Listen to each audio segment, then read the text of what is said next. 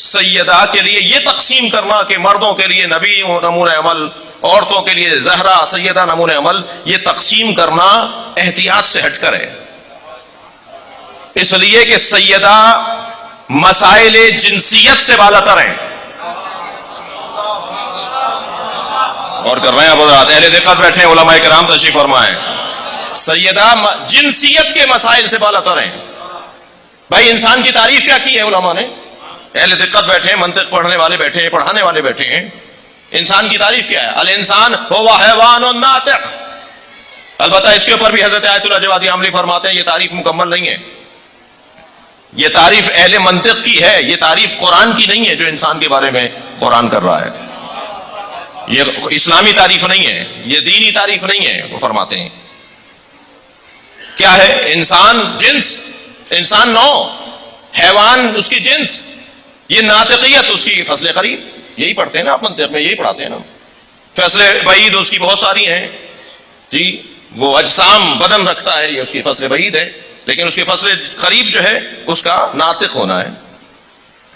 انسان ایک نوع ہے جس کے جنس یہ ہے کہ وہ ناطق ہے، حیوان ہے، اور ناطق یہ کہ وہ تمیز دلا رہا ہوتا ہے دوسرے حیوانوں کے ساتھ، وہ عام حیوان نہیں ہے۔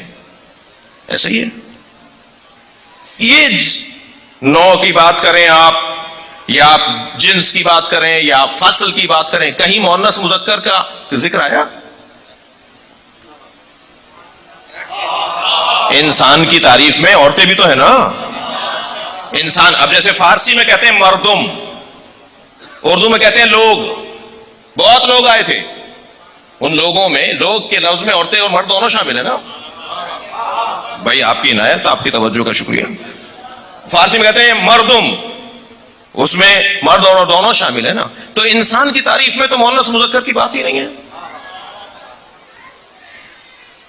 نہ حیوان ناطق ہونے میں تانیث و تذکیر ہے، نہ انسان ہونے میں تانیث و تذکیر ہے۔ ایمان کے لیے کیا ضروری ہے؟ ایمان کے لیے کیا ضروری ہے؟ عقل، روح، جی وہ مؤنث مذکر نہیں ہے۔ بدن مؤنث مذکر ہوتا ہے لیکن روح مؤنث مذکر نہیں ہوتی، تو جو ہے نا روح مؤنث مذکر نہیں ہوتی۔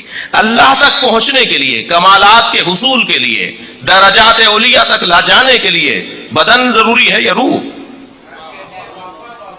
روح، یہ روح انسان کو کمالات تک پہنچاتی ہے۔ اچھا، جس کی روح مضبوط ہے وہ کمالات تک پہنچے گا۔